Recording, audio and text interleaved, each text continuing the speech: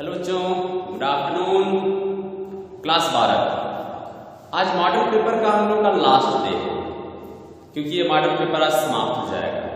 ठीक है, next day से जो कुछ टॉपिक्स बची हुई है हम लोग उसके बारे में पढ़ेंगे। तो फिलहाल आज हम लोग इस टॉपिक को समाप्त करने वाले हैं। ये मॉडल पेपर आपका समाप्त हो जाएगा। 5 क्वेश्चन सॉल्व करेंगे। क्वेश्चन 6 देखिए। क्वेश्चन 6 में दिया हुआ है कि विद्युत परिपथ संबंधी किरचॉफ के नियमों को लिखिए। विद्युत परिपथ संबंधी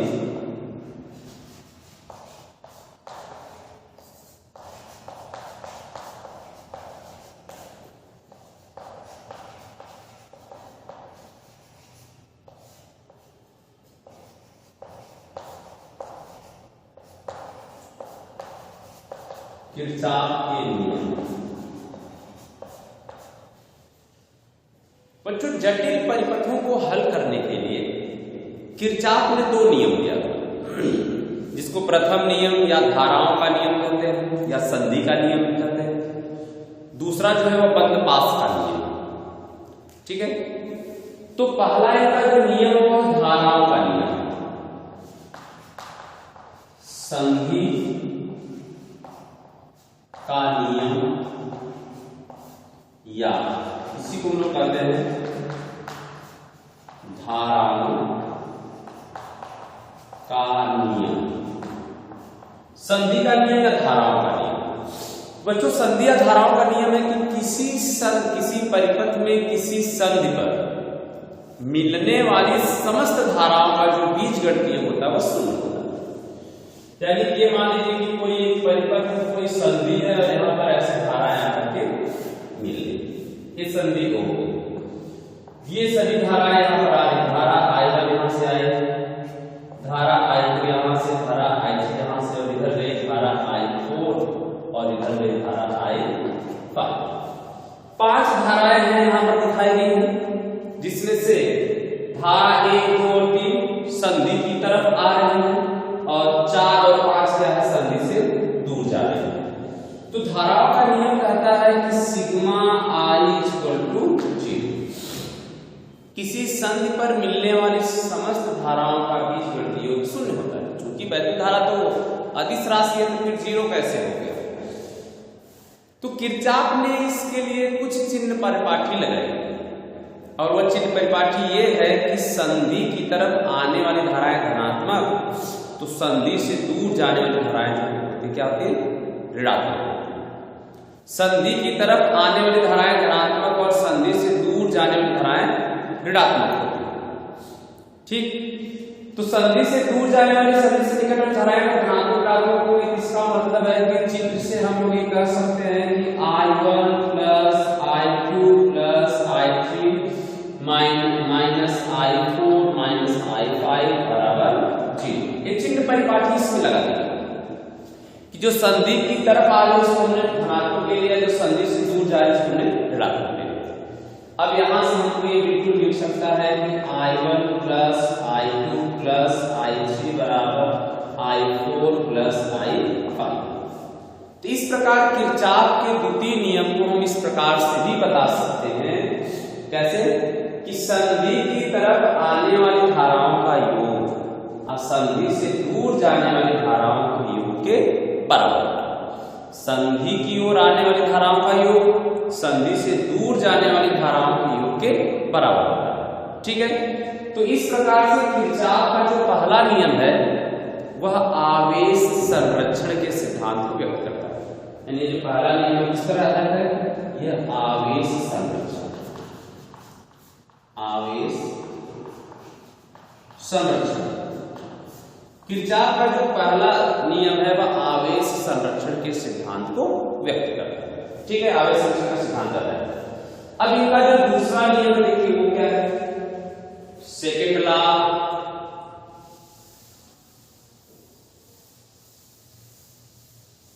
किरचॉफ का दूसरा नियम, इसे हम लोग कहते हैं लूप का नियम। लूप का नियम या वोल्टता का नियम भी इसे कहा जाता है। और नियम यह है कि किसी बंद पास के विभिन्न खंडों में, किसी बंद पास के विभिन्न खंडों में बहने वाली धारा तथा संगत प्रतिरोध के गुणनफलों का बीजगणितीय। ठीक है, यानी कि sigma I R equal to sigma E, या इसी को सिग्मा बी भी कर सकते हैं। किसी बंद पास में बहने वाली किसी बंद पास के विभिन्न खंडों में बहने वाली धारा तथा संगत प्रतिरोध के गुणनफलों का बीजगणितीय। संगत प्रतिरोध के गुणनफलों का बीजगणितीय उस बंद पास में लगने वाले समस्त विद्युत वाहक बलों, उस बंद पास में लगने वाले समस्त विद्युत वाहक बलों के बीजगणितीय योग के बराबर होता है।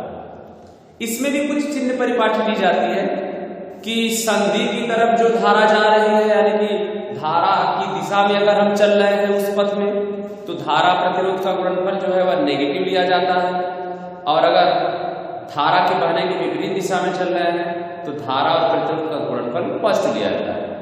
अगर हम धारा की दिशा में चल रहे हैं, सेल विद्युत वाहक बल कब धनात्मक लिया जाएगा? जब हम धारा के बहने की दिशा में चल रहे हैं तो सेल धनात्मक लिया जाएगा, यानी विद्युत वाहक धनात्मक, और जब उसके विपरीत दिशा में चलेंगे तो उसको हम लोग नेगेटिव लेंगे, यानी विद्युत वाहक बल को नेगेटिव लेंगे। ठीक है, तो ये छठवें क्वेश्चन का आधा पार्ट है। इसका जो आधा पार्ट है इसमें क्वेश्चन बना हुआ है। ठीक है, अब आपको क्या करना है, इसमें वैल्यू फाइंड करनी है। एक फिगर बना हुआ है, ये फिगर इस तरह से है। यहां एक सेल है, अब कुछ दूर बाद एक और सेल है, और यहां एक प्रतिरोध है इसी बीच में लगा हुआ है, एक प्रतिरोध यहां दिया हुआ है। ये उल्टा हो गया, एक इधर, इसका एक पॉजिटिव है, नेगेटिव, ये पॉजिटिव है, नेगेटिव, ये नेगेटिव है, पॉजिटिव। ठीक है, ये R की वैल्यू है, R1 बराबर दिया है 10 ओम, ये R2 इसका मान दिया है 10 ओम, ये सेल E1 हो गया, इसका मान दिया है 10 वोल्ट, 10 वोल्ट का सेल है, और E2 की वैल्यू भी 10 है। ये जो E2 है वो भी कितना है, 10 है वोल्ट, 10 वोल्ट की है। अब हमें निकालना है कि प्रत्येक प्रतिरोध में, यानी कि में बहने वाली धारा कितनी है, प्रत्येक प्रतिरोध में बहने वाली धारा कितनी है। तो यहां से धारा आ रही है I1, इधर से धारा आ रही है I2, दोनों मिलकर के यहां पर बह रहे हैं। ठीक है, I1 प्लस I2, फिर यहां इस संधि पर ऊपर धारा चली गई I1, नीचे धारा चली गई I2, इसमें I2 धारा आ रही है और यहां पर I2 धारा जाएगी, यहां पर वापस जाएगी। ठीक है, तो E1 बराबर कितना हो गया, E1 का जो मान है वह 10 वोल्ट है, E2 का जो मान है वो भी 10 वोल्ट है, और R1 बराबर R2 बराबर दोनों 10 ओम।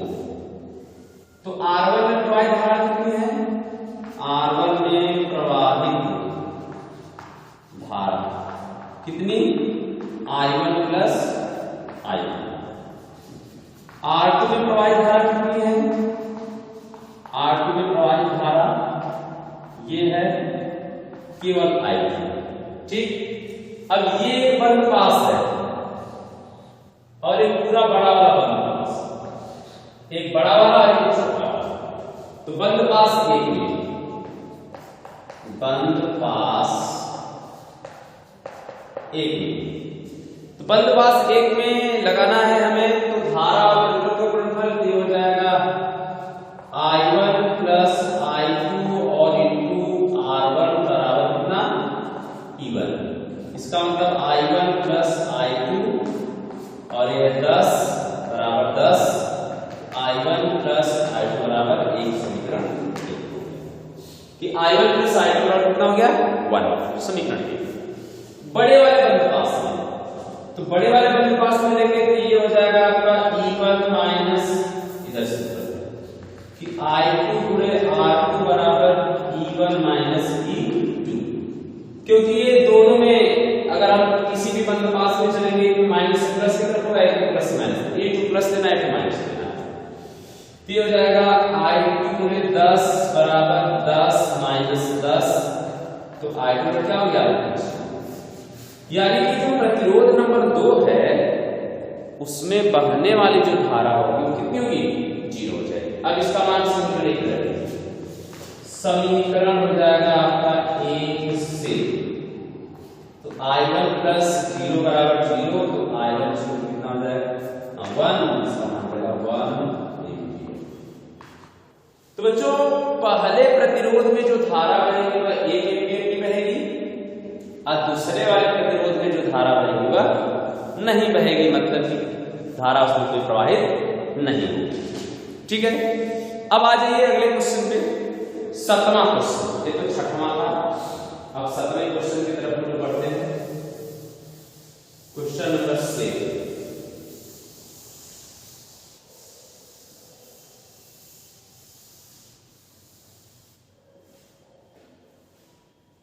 Question number 6। तो 7वें में दिया है कि चुंबकीय क्षेत्र का फ्लक्स एक बंद चालकीय लूप में समय के साथ समीकरण क्या दिया हुआ है, फाई बराबर AT square plus BT plus C। इस समीकरण के अकॉर्डिंग क्या हो रहा है, चेंज हो रहा है। ABC के मात्रक निकालना है, आपको किसकी मात्रक निकालना है, AB तथा C के मात्रक बताइए, तीनों के मात्रक निकालना है।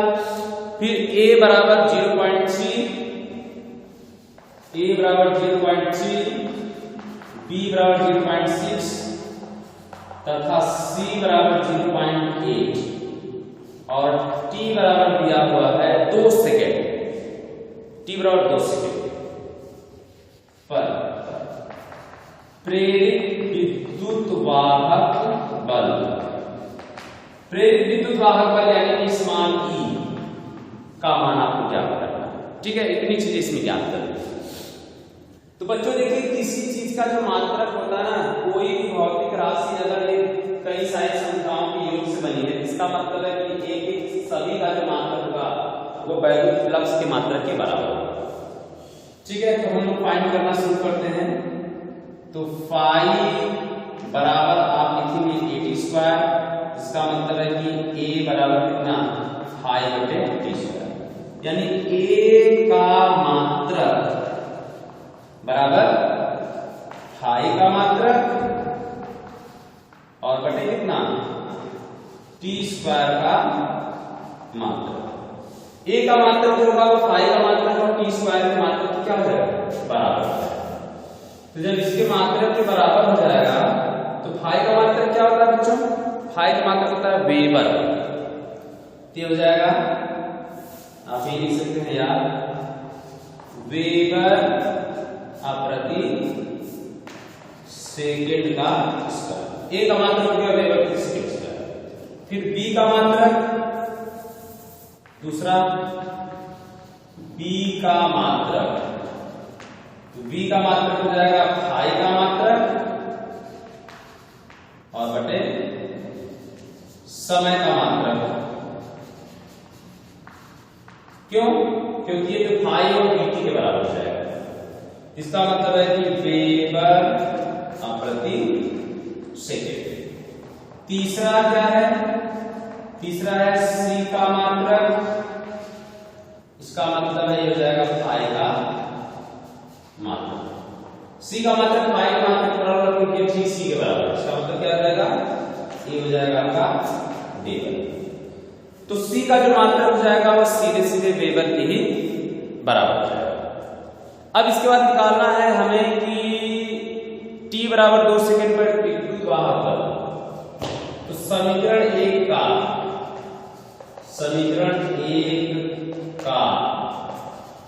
T के सापेक्ष अवकलन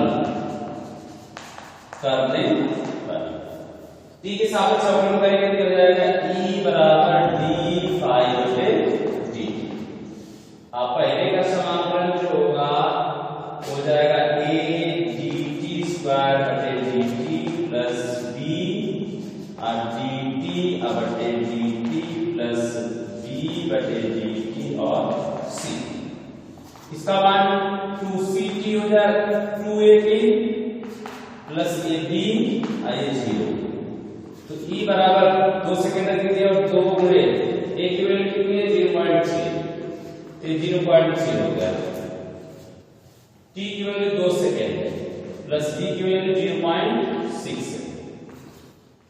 तो 2 दूना 4 के 12, 1.2 प्लस 0.6 बराबर 1.8 वोल्ट। इसका जो मात्रक हो जाएगा, विद्युत वाहक बल है, विद्युत वाहक बल का मात्रक वोल्ट होता है। ठीक है, तो ये हम लोग का हो गया क्वेश्चन नंबर 7। अब आगे हम लोग चलते हैं क्वेश्चन नंबर 8 की तरफ। क्वेश्चन नंबर 8 क्या है?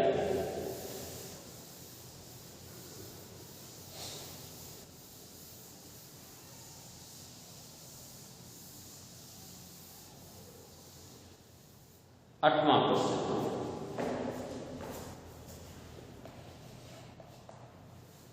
आठवां क्वेश्चन दिया है कि हाइगेंस का द्वितीयक तरंगिकाओं का सिद्धांत लिखिए। तो बच्चों, हाइगेंस के द्वितीयक तरंगिकाओं का सिद्धांत आपको पता ही होगा।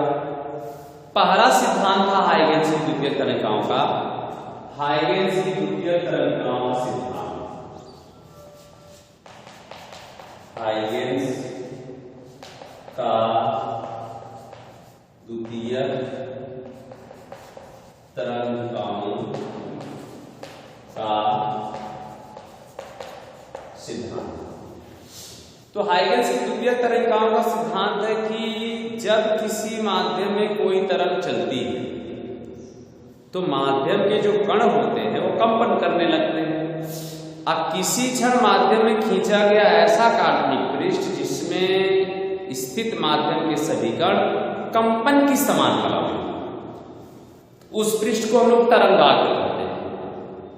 और दूसरी इनका जो नियम है, सिद्धांत है कि तरंगाग्र पर स्थित प्रत्येक माध्यम का कण एक नए तरंग स्रोत की भांति व्यवहार करता है और उनसे चलने वाली तरंगिकाओं को, तरंगों को द्वितीयक तरंगिकाएं कहते हैं और वो भी माध्यम में ठीक उसी चाल से चलती हैं जिस चाल से प्राथमिक तरंग। तीसरा है कि अगर माध्यम में किसी क्षण उन सभी तरंगिकाओं, द्वितीयक तरंगिकाओं को स्पर्श करता हुआ एक पृष्ठ खींचे तो वह पृष्ठ किसको दिखाएगा? वह नए तरंगाग्र की स्थिति को प्रदर्शित करेगा। ये 3 सिद्धांत। इसमें एक न्यूमेरिकल दिया है कि लैम्डा का मान कितना है? 6000 एंगस्ट्रॉम, यानी कि 6 × 10 की पावर -10 मीटर या 6000 × 10 की पावर -10 मीटर, यानी कि 6 × 10 की पावर -7 मीटर। प्रकाश की चाल c बराबर 3 × 10 की पावर 8 मीटर प्रति सेकेंड होती है। अपवर्तनांक दिया है 1.5। अब सवाल में कहा जा रहा है कि इसके परावर्तन तथा परावर्तित और अपवर्तित किरण की प्रत्येक तरंगदैर्घ्य और आवृत्ति और चाल क्या है, यानी क्या निकालना है? परावर्तित के लिए परावर्तित